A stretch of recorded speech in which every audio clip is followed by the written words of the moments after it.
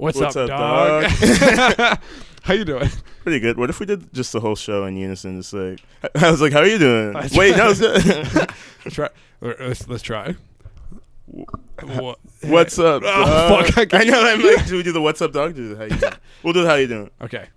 How you doing? Fine. How? Wait a minute. I don't understand. You ever see improv teams do that? Yeah, I know. I'm like, how? I think there's like a lead, and then everyone follows. It's like, what? Smart. Right? Yeah, you try speaking, and I'll try doing it. Hello. So today we have a great. You were just telling me that you have 2,000 Spotify playlists. Let me not misrepresent. Is that a hyperbole? Is that like? It's not hyperbole, but I'm like 20 off. You have 1980 playlists. What? Wait. So why? No, literally. Not, if I made a new playlist, it would be 1980. Whoa. Wait. So you?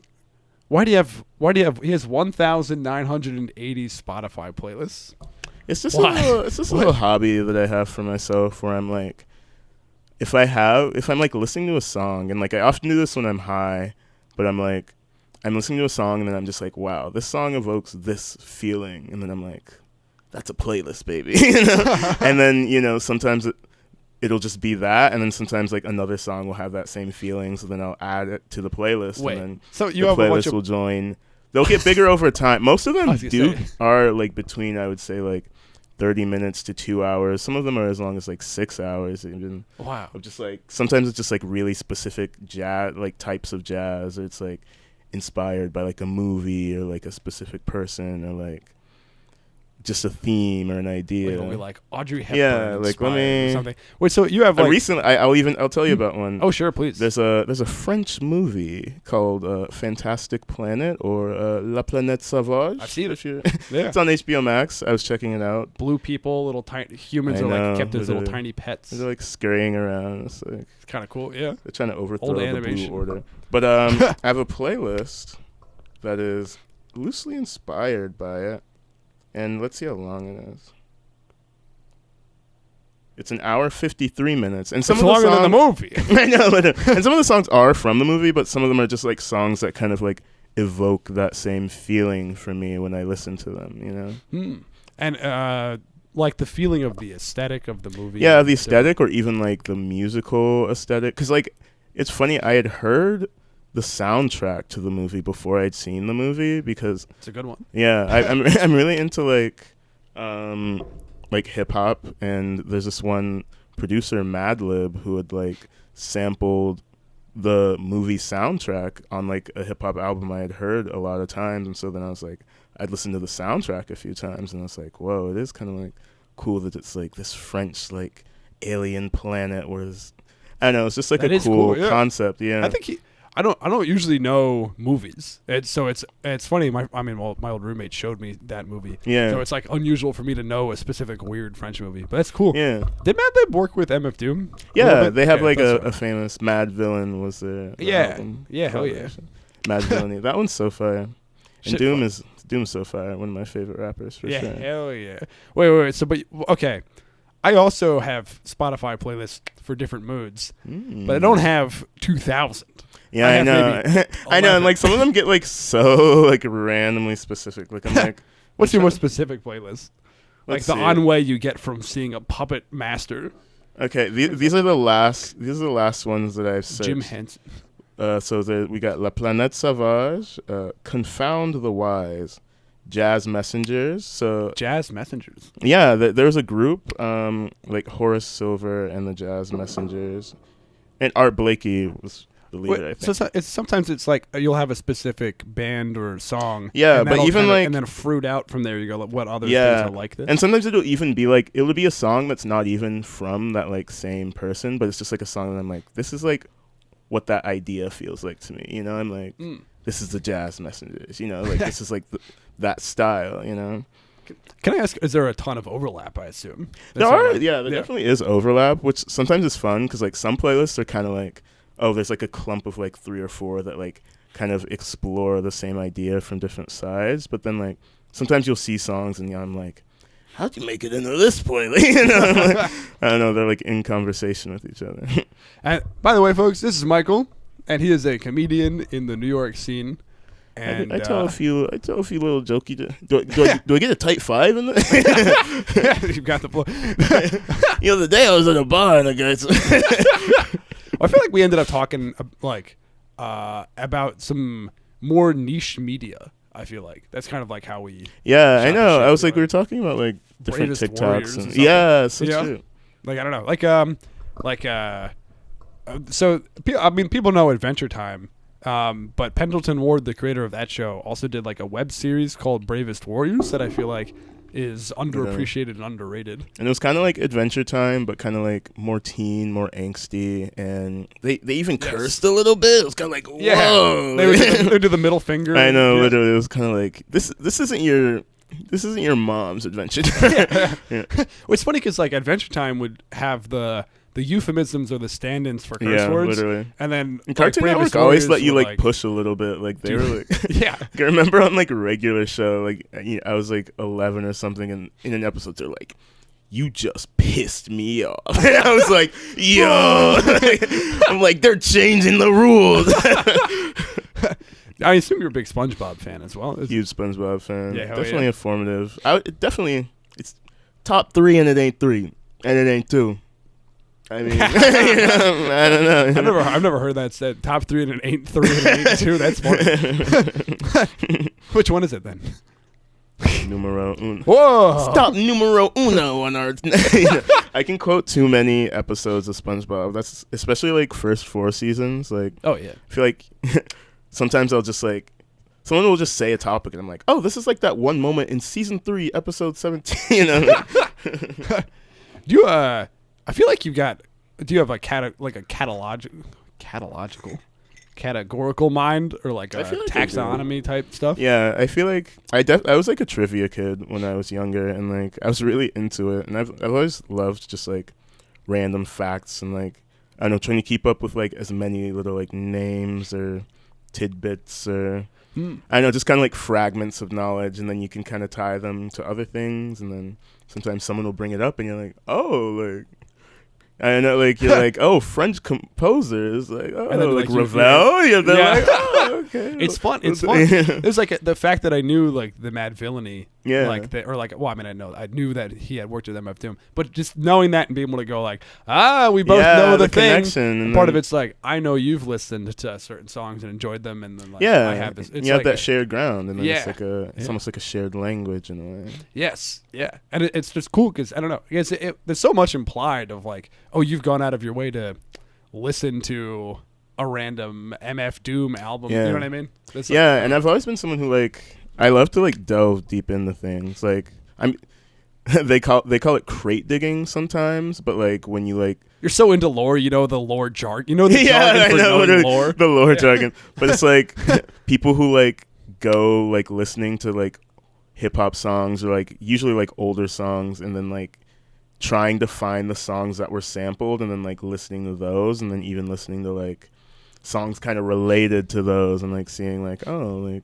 I know it's always interesting seeing like where producers get their influences from, because like they're always so random and eclectic. Like, you know, some of them are kind of like the usual kind of like soul songs or like funk songs or kind of like old like gospel or, you know, stuff that was kind of like that was classically like, oh, like your aunts or your moms or your dads like listen to. But then sometimes you're just like, man, where the fuck did you find Belarusian jazz fusion? You know, like where did you find that? And then you were like, yeah, that's sample number 2 in this. You know, we got another sample, but that's the sample that really ties it together. You know, sometimes I feel like I'll enjoy stuff, but it'll feel like I don't understand where it's coming from, and then I feel like I'll hear not maybe something that a group of things is sampling, and it feels like kind of you're finding like a keystone piece. Yeah, sometimes like, there is like a keystone, and then there's like kind of like different ones that you like take fragments from, which is cool. Yeah. Well, example, me and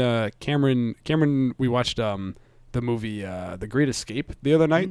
Old movie from like the, I don't know, maybe like 50s or 60s or something. I feel like I've heard it. Is that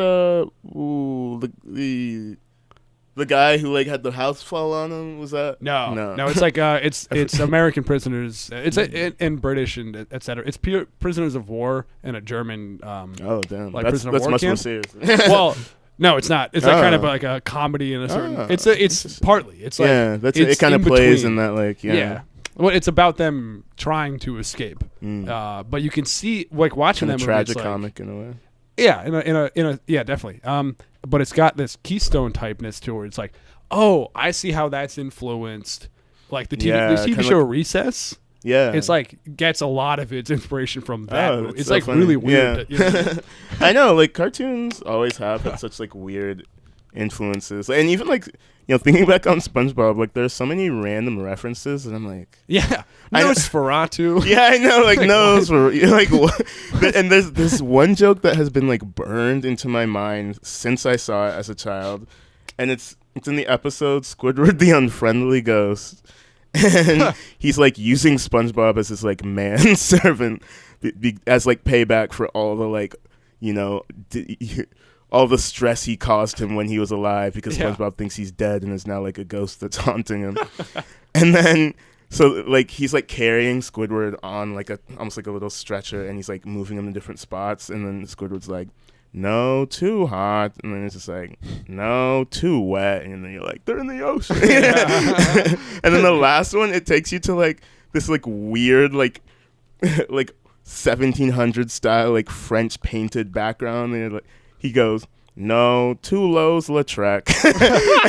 And it goes, and I'm like, I literally had no clue what that meant when I was a kid, but then like I get older, I learn about the painter like Toulouse-Lautrec, and I'm like, oh wait, that's like an insane reference that he just like, they're trying to pun on his first name. Like I can imagine like if you tried to write a joke like that these days, the amount of producer notes that would be like, what? Yeah, I mean, I don't know. I feel like Cartoon Network or Nickelodeon is where you can still have fun. I mean, Adult Swim as well, in theory. I feel like I mean, I do really love a lot of Adult Swim shows, but I do feel like sometimes there will be ones that fall into the trap of like they're just doing the weird or chaotic thing to do the weird chaotic thing. I feel that. Yeah, it kind of feels unmotivated. You're kind of like, yeah. I hate when something is like edgy for edgy's sake. Like, I'm someone who like, I'm not anti-edgy. I am a little bit in the sense that I'm like, I don't know, if you could like do stuff that like makes people feel like welcome and not uncomfortable, I'm like, you should probably try to do that. But like, I can understand where like, if you come from certain backgrounds and certain cultures are more kind of like, that's kind of just baked into it. So I'm understanding of that. But then sometimes I'm just like, I don't know, I hate when someone just consciously chooses to be edgy, but it's just like, I don't know, just to be kind of like, to poke at something, just to kind of be edgy for edgy's sake. Sometimes I mean, I don't like to give pushback on it sometimes for people, because I know it's a coping mechanism for some people. Yeah. Where it's like, I think specifically, if they have some sort of specific trauma, then I feel that. Sometimes they want to never talk about it, and then sometimes they really do want to. Yeah. And so I'm like understanding of that. Yeah. But then sometimes, you just like see someone, you're like, this doesn't feel like this is your thing to be saying. Yeah. Still you're saying. Yeah, it's interesting. Yeah, but it's a conversation. Yeah, but I don't know. I like the. I mean, pulling back from the edgy, but back to the referential a little bit. Yeah, like the fact that these kids shows, I don't like. Well, they're rarely edgy, but they're often like extremely weirdly referential. Yeah, I mean, I guess specifically SpongeBob or something. I know. I feel like SpongeBob always had. Yeah, I'm trying to think of like if in Adventure Time they really had. I don't think so. They existed in a if anything, space. it would have been like visual reference, which like those are kind of like harder to track. I feel like sometimes if they're like really obvious, and like some shows, like there's a show that was kind of like in the post Adventure Time, Cartoon Network universe, a show called OKKO that was like, it was like based on superheroes. Like the main kid was like a superhero, and like the whole kind of like society was based on like people being heroes, and like they did a lot of like very clearly like referential to like different like established like superhero shows and different anime, and like even like a regular show you know, they've done like really specific like Neon Genesis Evangelion references, and like just like they've had like mech episodes. Like I know I'm pretty sure like one of the movies ends in like a mech fight. Actually, I haven't seen much Regular Show. Regular Show's really good. I didn't finish it, but I saw a lot of it. Is it serial? Is it not episodic? Is it like is it like it starts out episodic, like much like Adventure Time, and then it does get serialized. Like there's kind of like recurring kind of like sometimes they're like villains, or sometimes they're just kind of like in the Regular Show universe, there's just so many like mythical figures, you know. Like you know, at one point, just like in a random episode, they're like playing basketball, and then like the god of basketball shows up. And it's just like, I'm the god of basketball, and you have to beat me now. You know, like that's just kind of like how Regular Show episodes go. It's like the devil went down to Georgia type. Yeah, thing, literally, it's like no, like one of the episodes literally has to arm wrestle Death to like win back the life of someone he accidentally murdered in an arm wrestling. Oh wow! I know he got so mad that he had like beaten him, that because he had like thrown like a wrestling match to him, then he got to his head. And so then he does a rematch, and then he like arm wrestle, like he slams him so hard that he dies. And then he has to arm wrestle Death to like win his life back, and he does do it eventually. Wow. But it's so funny, like Death walks out and he like throws off his cloak, and then like one of his arms is like scrawny, but then the other one is just like jacked as fuck, and he's like, ring him up. I like that kind of like yeah, a lot of like off the walls, just kind of like wow, like you really took that to like the extreme. What do you think are some of the differences between Cartoon Network and Nickelodeon? Ooh. In terms of like overall overall vibe? I feel like and Disney Channel, Cartoon Network is like what like if like Nickelodeon is for like 6 to 10-year-olds, Cartoon Network is for like 8 to 12-year-olds. You know, it's like it's for kids who are kind of like, ooh, a little older, like a little like. It was always a little bit edgier than Nickelodeon. Like I feel like, although like 90s Nickelodeon had like, they were just like kind of like serious dramas when you look back on them. Sometimes like if you watch like an old episode of like Hey Arnold, like it literally feels like you're watching like a Neo Noir, like that. Like don't know. Every year, me and my brother watch the Hey Arnold Christmas special, and it's actually like one of the most like harrowing tales.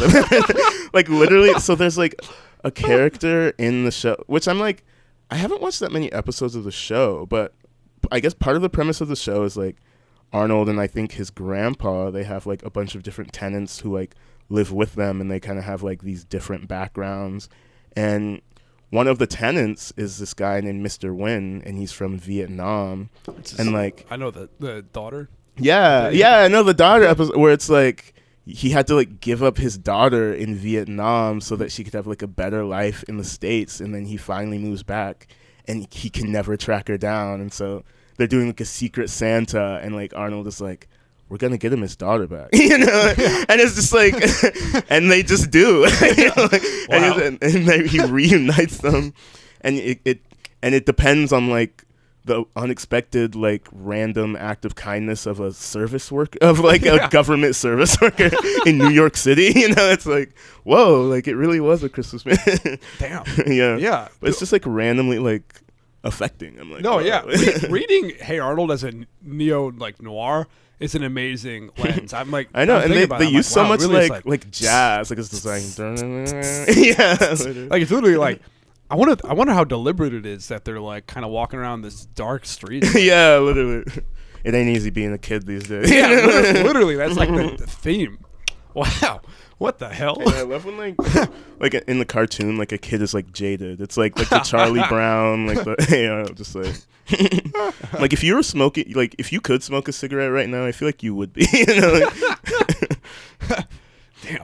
Or like, did you ever see the movie The 400 Blows? No. There's another French movie, which you know, I went to NYU and I was in the same program that Donald Glover was in, which like people always love to say. Not at the same time. I was not at the same time. But it's just like he was kind of like the patron saint of our department. And like, professors would be like, you know, I actually taught him when he went. You know? And there's this one like film. The class was called Film Survey, but it was kind of like a film studies class where we would like watch different movies, and would analyze them and talk about like what kind of things we can take from them. But one of the movies we watched was this French new wave film by Truffaut called The 400 Blows, and apparently it was his favorite movie when he was at NYU. But it's about one of those kind of like disaffected youth that like, he's in school and like the school is like cruel, like the kids are cruel and the teachers are cruel and his home life is terrible, and so he kind of becomes this like kid vagrant where he runs away and he starts like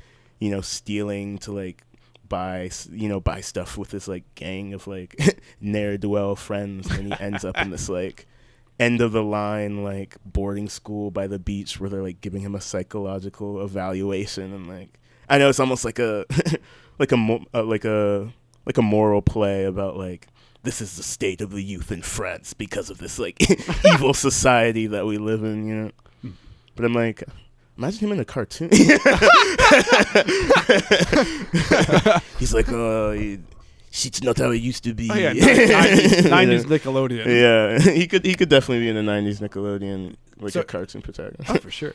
Yeah, so definitely SpongeBob, like I'm thinking about like how the landscape shifted from the 90s to the 2000s of like Nickelodeon. Yeah. SpongeBob I heard is like singularly responsible for so 20% of Viacom's revenue. I know, it's like actually it's literally like like the house that Bob built. And SpongeBob, he's just like he's like so inescapable at this point now, and like our generation just like was just like so it grew up on it so much, and like there's so many memes about it, and like oh yeah, we all have friends who have like we know someone who has a joke that he talks about like watching SpongeBob in France and being like just like Carlo. Yeah, Carlo is like, and Squidward is just called Carlo. Yeah, Mike Hirsch's joke. Hirsch has been on the plot. Yeah. Oh yeah.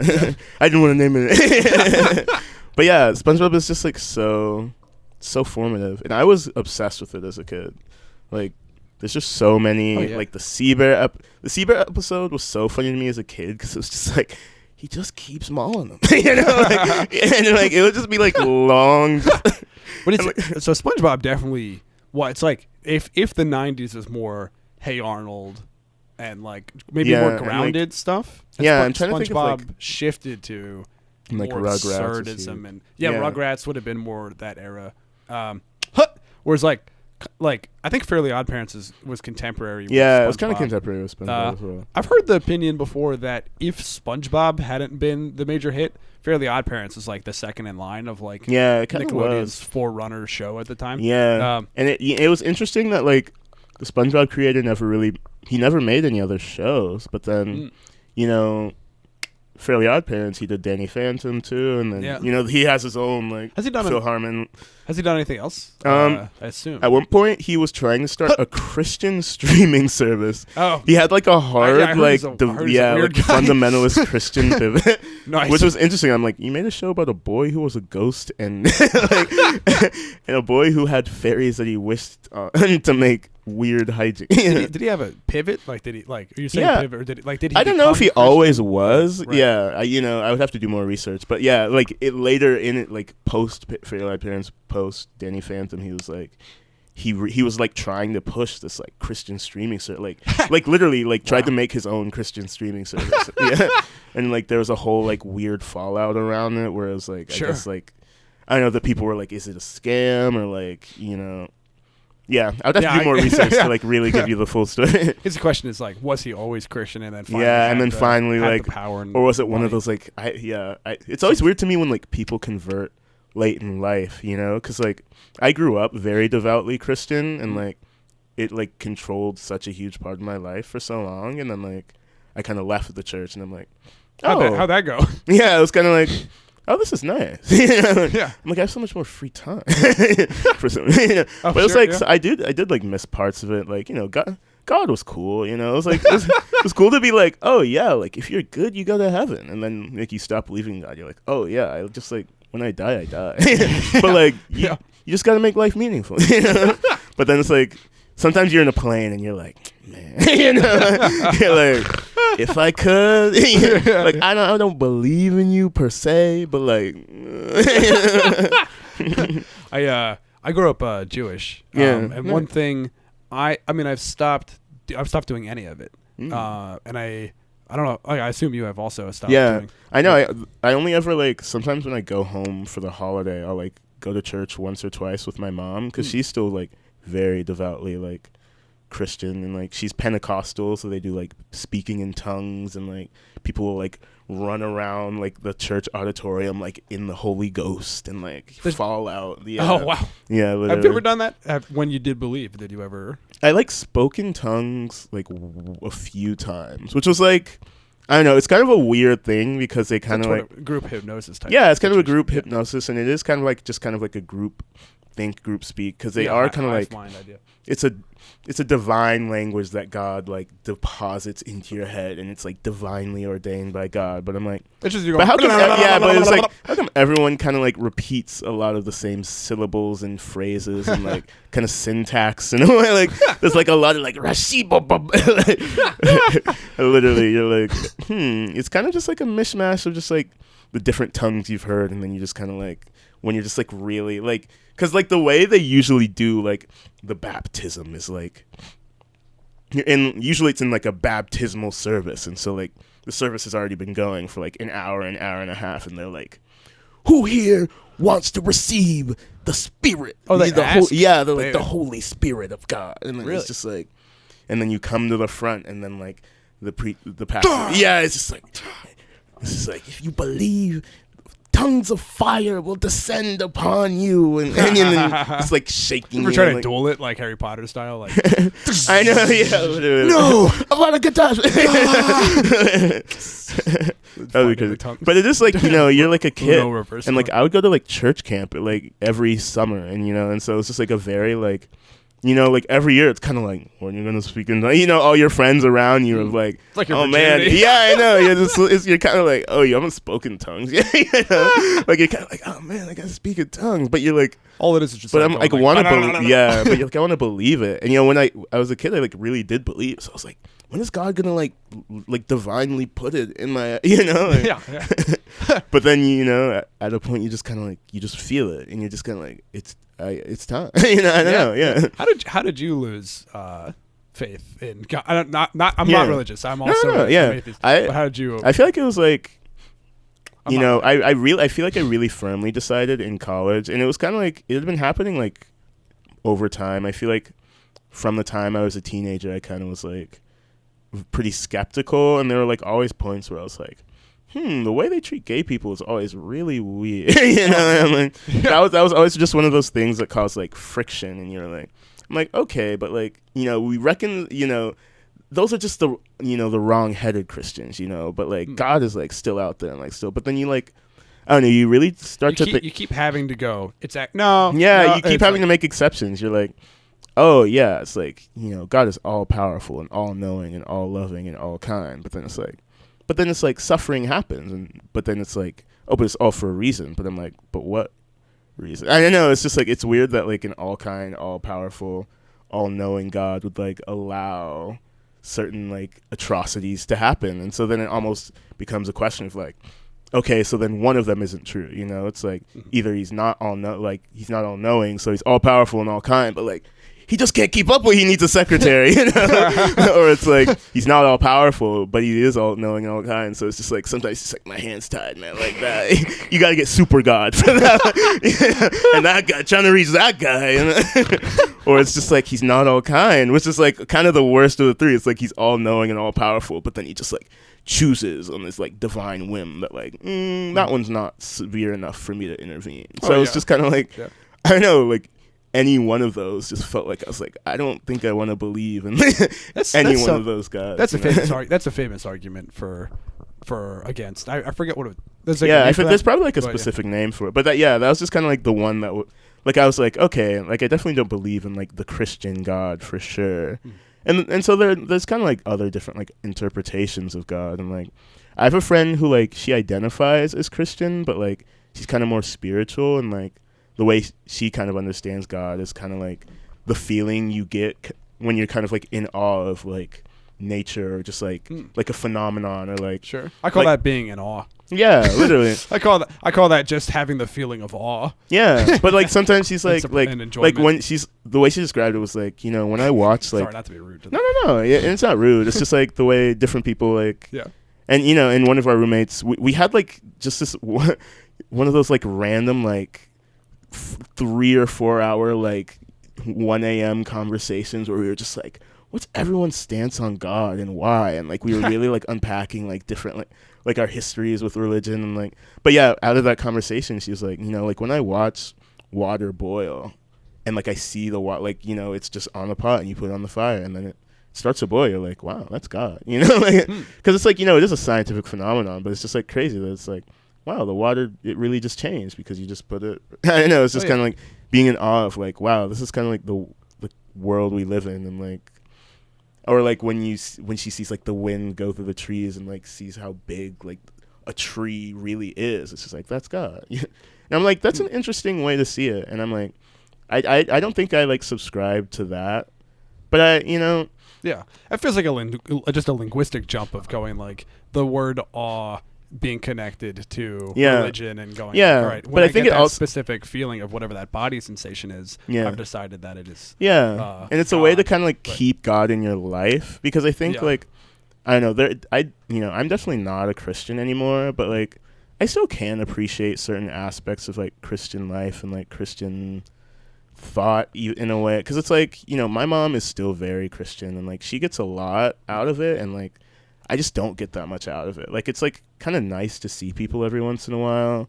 Like that was like the one nice thing about like visiting my church when I went back. It's like, oh, I haven't seen these people in like a full year, like, or some of them like 2 years even. I'm like, wow, that's kind of crazy. I'm like, I'm doing stand-up comedy. You know, it's kind of they're like, oh, let us know about one of your shows, man. I'm like, I don't know if you'd like it. I don't know if you'd like it, brother. It's in Arkansas. Yeah, it's in Arkansas. I know, devout Arkansas. Yeah, literally. Speaking in tongues and a southern accent. I know. I was being them, and then I was like, sometimes I feel like when I'm there, I'll do like a joking country accent, but almost I'm kind of like, no, like I'm from here, guys. Like, don't worry, you know, I haven't gone Hollywood. You know?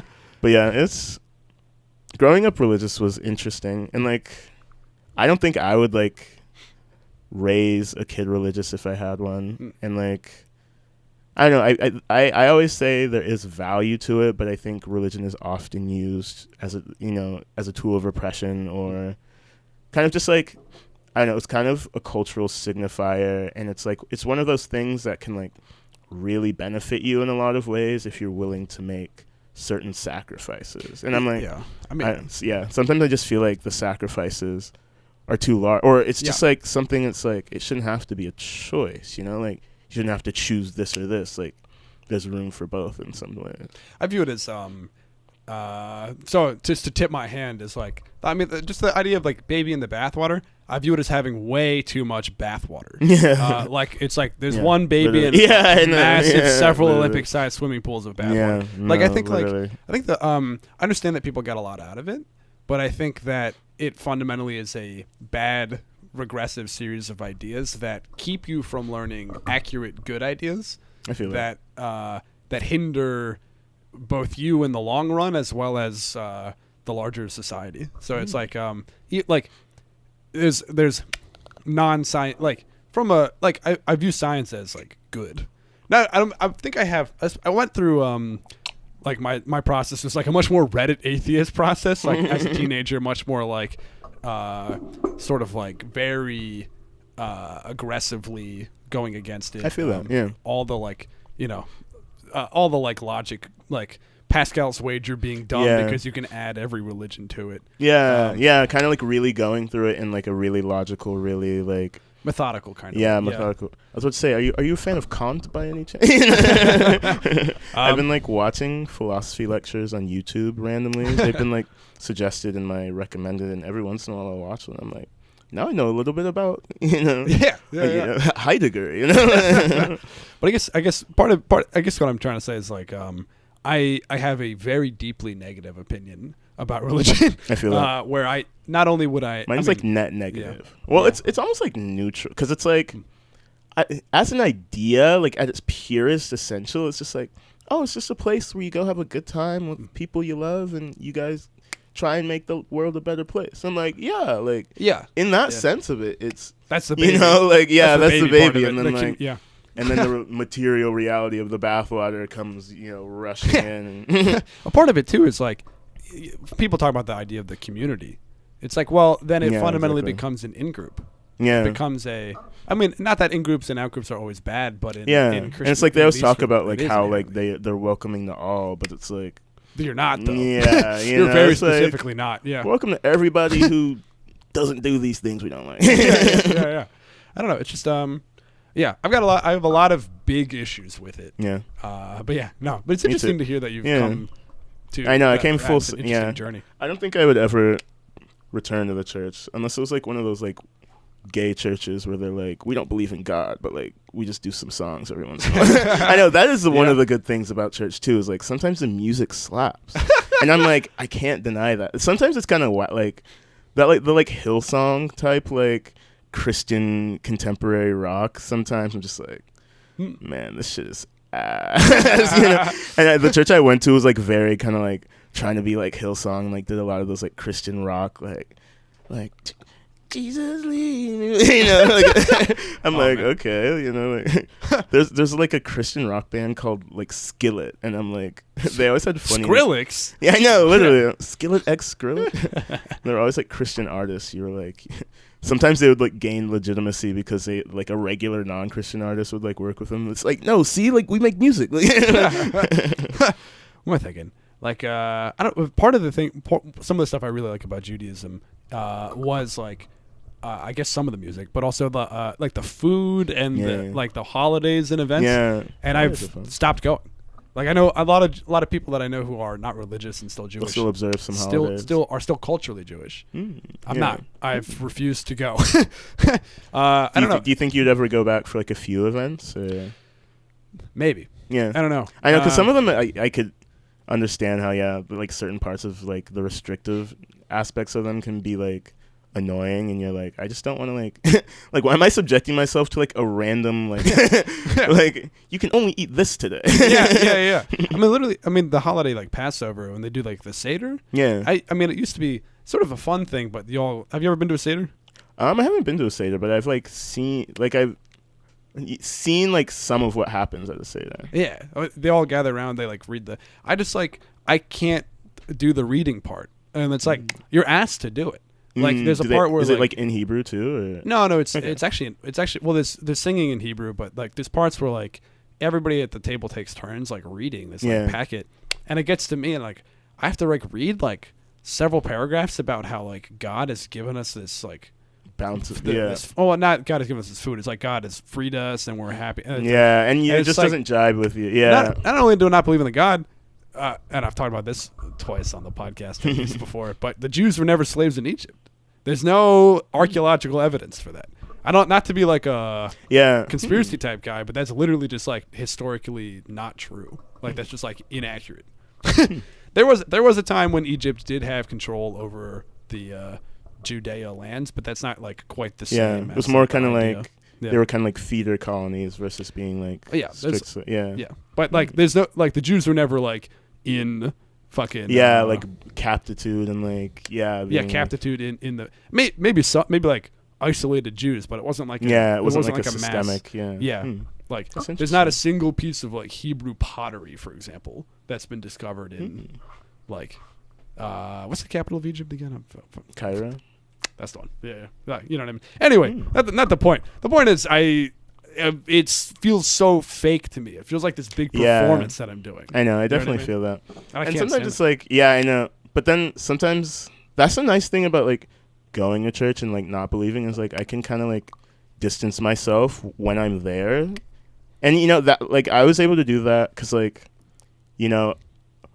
so like when I would go home for like summer break when I was in college, I would go to church a lot with my grandma actually. And like I like definitely like did not believe at the time, but like I would still go every Sunday with her just because it was like, oh, this is the one thing we like really do together, But like I would still kind of like I would participate when I could, and then I would like kind of distance myself for a lot of the rest. And like I don't know, sometimes it is nice to like I don't know, just be able to like distance yourself, but like still kind of like do this thing that you're like oh, I know that doing this ritual means a lot to like this person that I care about, and so I'm like, I'll kind of like suspend my own discomfort for, kind of like to connect. I do know what you mean. I like it means a lot to like my family. Yeah. But I've sort of set this boundary where I'm like, Yeah, we can I connect respect that, secularly. Yeah, if you want to be, literally. if we can still be family and have a good time, but in a secular context. Yeah. I don't know. It's weird because I don't know if you. I mean, I feel like it's coming across, but I get a little heated. I get a little angry. No, I feel religion. that. Yeah. And it's like I don't like to be an angry person. No, You know what I mean? I don't like to I be don't like, feel like you're like overly angry though. Like it's just like I understand. Like I feel like I know religion kind of at its essence is like about passion in a way. And I just like I never like. Are there things that? What are some things that make you angry? Things that make me angry. Yeah. Like, you seem like a chill dude. The thing that came to mind was literally League of Legends. I was like, you got unchill about League of Legends? I play it all. I play it a lot, and like I'm really into it, and like I follow like the scene a lot, and so like you follow the esports. Like, yeah, I follow the esports, and like it's just a game that's like created to frustrate, and like like I always describe it as like, oh, you're like doing calculus with 5 other people who hate themselves and are actively telling you to kill yourself. I did I played League a bit in college, and I remember doing an intervention for one of our friends who was like just being way too rude about League. I know, we were literally. Like, hey man, this is a video game. I know, literally. It's just like we so see you in real life. We're in the other room. Yeah, like, literally. Yeah, I don't know. It's like, okay, like I get that like I fucked it up, but like it's a game. Like he's like, you're a piece of shit. You don't even care about it. We're like, dude, wait, chill. I know, and it's like, and the thing that's frustrating about it is like a lot of the time things are your fault, and a lot of the time things aren't your fault. But then it's just like you always do have a part in, even when you did as well as you could. There's always something you could be doing better, and like that's the thing a lot of people don't want to accept about the game is like, they always want to be like, oh man, everything's a fucking coin flip and like everyone just abuses all the fucking OP shit. But it's like, if everyone's just abusing the OP easy shit, you abuse the OP easy shit and, become a fucking pro player. Like that's always the thing people say. It's like, okay, if it's so fucking easy, like you do it. But then it's like, you can't. And so it's just, you have to like accept that like, damn, maybe I do have things I need to learn, But then it's just like, I don't know, gamers and learning things and accepting their own shortcomings. It's like two circles that do not overlap. I'm trying to think to explain this to the crowd a little bit. If you haven't played League of Legends, I'm sure you've maybe heard of it. It was the most popular game in the world for a while. Maybe it still is. Bit, yeah. I don't know. It's probably like Fortnite, yeah. But it's like it's 5 people on one team, 5 people on another team. Top-down view, pretty high up third-person view of like a couple different pathways with like basically so it's like a group tower defense game. Yeah, it's like a series of towers they have to attack. It's like a strategic battling game, and it's the classic format of it is like 5v5, and there's 3 lanes. Usually the top lane is a 1v1. The mid lane is a 1v1, but the bottom lane is a 2v2, and then there's a 5th role called the jungler, and he can go in between the lanes. And so like there's a jungle in between the lanes where there's like, I know the I only want to explain it at a surface level. We don't have to go deep on the. You collect resources. And here's you kill people. You have to get you have to attack buff once every 5 minutes. No, but like you collect resources, you kill people, you destroy their base, you win the game. But I guess what's interesting to me about League of Legends and part of why I stopped is you are interacting with the other players, but to a limited degree for a certain amount of time, where it's sort of you're playing a solo game for a long time. Yeah, in a lot of ways you are playing a solo game, which is so frustrating that like you can lose the game off of what someone else does, which is like, but then there's like certain parts you can control, and it's like you have to know when to, what parts you need to control and what parts are the most important, Mm-hmm. It's really a game about timing at its essence. Right. Yeah. I mean, it's like, there's like a series of like small NPCs. Each team has like a bunch of little like tiny like fucking goblin type dudes that are always called coming. minions. These waves of minions. And so a lot of the game, you're fighting these enemies that are actually just the tiny computer. Yeah, you just like farm these little minions for gold. And that's so boring to me. I know. I don't understand why. I'm playing the game I like playing games to fight other people. Yeah, and you do fight the other people eventually, but you have to get resources. Yeah, it's about resources.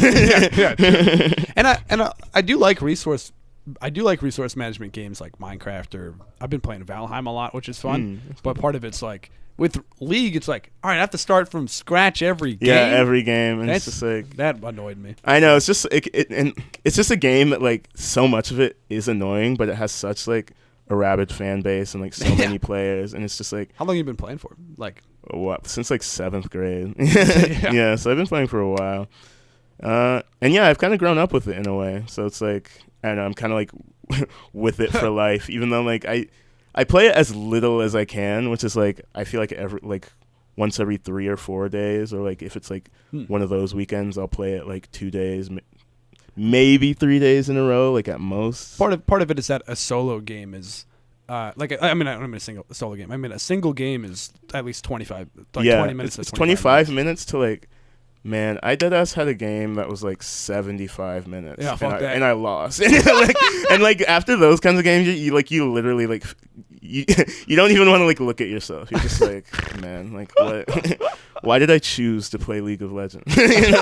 So, but you feel it? Do you feel a certain like you can't stop? Like, I feel like I can stop, but it's like at some points because it's like I still like watch even when I like stop playing, and so like it'll always make me be like, man, I gotta get back on the Rift, you know? Like, I'm like, I gotta grind, because if anything, I am addicted to the grind set, and League is it's a really big like grind set type game where it's like there's people who like grind the same strategy like even days on days, years on years on end. Like That's people who've been crazy. playing the same horrible. one character for like years, and they're like the best in the world, and like yeah, this is like all you need to know to like be good at this character, and you're like, that's crazy that like you are just the best in the world at this one thing, and you're like 19. Yeah, they're like, they just know when to attack the dragon. It's like, oh man, it's just like you missed this one attack, you fucked the entire game. Yeah. Like, it's like every second counts. So. Yeah, literally. I don't know. I mean, I like playing video games a lot. Like I do love games, but I can't. I mean, repetition is an issue for me. Where it's like, I feel that. Like I like novelty. You know what I mean? I feel that. I feel like I sometimes do love the repetition games. Like I was also really into like fighting games for a while, and like I used to be really into watching. I played like Super Smash Brothers Ultimate, and I would like watch the competitive scene. Yeah. And then I even got into watching I would watch like competitive Street Fighter. I would watch competitive Dragon Ball fighters. It was like a 3-on-3 like tag fighter. I would watch a little bit of Tekken every once in a while, and then like a little bit of just like random other game like Mortal Kombat or like Guilty Gear or something. And yeah, it was just always cool to like keep up with like different tournaments that would come out, and like different players in the scene, and like there were like storylines that would like come out, and like you'd be like, whoa, esports is real sports. Yeah, I mean, you'd be like, it's not physical sports, but it's real. It's got all the same drama. And, you're like usually like the best players are either from like Japan, Korea, or New York. It's like usually like New York specifically, but like there's like different enclaves around the U.S. But then like Philly had an Overwatch team, which is interesting. That's cool. I remember. Oh yeah, that's cool. But yeah, and then like randomly in fighting games, like there would be like, oh, like this year, like the best players in the world in Tekken are all from Pakistan, and it was just like randomly a year where just like everyone in Pakistan was like they were just crazy at Tekken. And it was cool. And then like the Pakistan Tekken scene, like people were like going to Pakistan to be like, I need to like study Tekken over there this year. like they were doing like boot camps, and it was just like cool to be like, oh, that's like cool and random. Or like like King of Fighters was just like really huge in Mexico, and I'm just like, wow, like it's cool. Like certain games are like bigger in certain countries, and it's just like Brazil always has. It's cool. I mean, I feel like there's a certain like geopolitical thing where like the nerds of the world like connect. Yeah, they like connect. You know what I mean? It's like it's cool how like the different pathways for them to connect. I feel like esports is like it's a cool and burgeoning one. Yeah, I mean, like it's a good way for the cultures to interact, because it's like the language of video games. Yeah. I mean, it's a similar thing to like sports classically, but like, Yeah. you know what I mean? But the esports teams, like okay, for the Mexican soccer team to play the American soccer team requires like flying out and stuff. Literally. Whereas like games can be played online. Yeah. I know But usually lag, they do but fly out. Yeah. Usually they do minimize the lag. And But that always makes it interesting too, because then sometimes it's like, oh man, some years like the player can't make it out because of like visa issues or something. And like it completely changes. Like this tournament is thrown in the foot. You know, it's just like there's always like storylines. You know? Yeah, and there's like rivalries. It's cool. Who's the best video game player in the world? I know, literally. You know what I mean? I know. I feel like it like depends on the game. Of I know, course. because it's like then it's just like what game matters more than what other game. I know, 'cause it's like if you're looking at fighting games versus if you're looking at FPSs versus if you're looking at like MOBAs or. I know it's just like the best Animal Crossing player in the world. You know? Yeah, somebody's got to have the highest rated island. You know what I mean? Yeah. But to have the highest rated island, they'd probably just have all the most expensive items. Or something. Yeah, I know that kind of gets into like the mobile games, and I even played a lot of mobile games for a while, and it's interesting seeing how like, kind of like the mobile game kind of economic system has kind of like transferred to like every single like AAA game in a way. Microtransactions. Yeah, the microtransactions and fuck like that shit. and the battle pass and you know and just like the cosmetic. And, you know, like, I feel like it was kind of like Team Fortress 2 was kind of like one of the, like, early pioneers in, like, a lot of those Steam games. You could buy like, a hat. I know, you could buy hats, and, like, people would, like, sell hats for, like, $1,500. You know, like, it's, like, the ultra-rare hat. Bro. I'm like, yo, that's crazy that there's, like, a price gouging market on the TF2 hats. But, like... I don't mind when the real world money in games is for purely cosmetic stuff in games. I think that's totally fine. In fact, I think that's how League does it, right? They're free unless you want to buy like a skin. Yeah, like different skins. That's fine with me. Big issue when the money becomes like part of the winning strategy. Like if you in order pay to play, pay to win. Yeah. And like when they pay to play is different. Yeah. And I feel like so many games even now it's kind of like you know, you see it where it's like, you know, you get the $60 rushed game, and then it's like you have to buy the expansion pack to like buy what classically would have been like the release, you know, of the game, and you're like, wait, I'm just getting like fucking gypped every time. Yeah. Which I heard you're not even supposed to say that word anymore. Yeah. I always forget that. It's interesting. That's an interesting word because like I didn't even realize that it was like short for like you know. The Roma. Yeah, I didn't realize that for the longest time. Is gypsy a bad word? Yeah, you're not supposed to say it. Interesting. Okay. Yeah, it's not like one of those like, you know, like it's not which it's like it is bad. You're not supposed to say, "Oh, they Jewed me." But the word Jew isn't necessarily a bad word, but maybe the yeah, it's kind of like it is pejorative. Like it's not the consensus isn't out on whether it's like full on a slur, but like it's kind of like how we don't really say like you know, they say you're not supposed to say like Aborigine. You say Aboriginal. You know, it's kind of like it's kind of pejorative. It's kind of like derogatory a little bit. I've been saying they Romani'd me. No, just kidding. No, just trying to. Yeah, I know.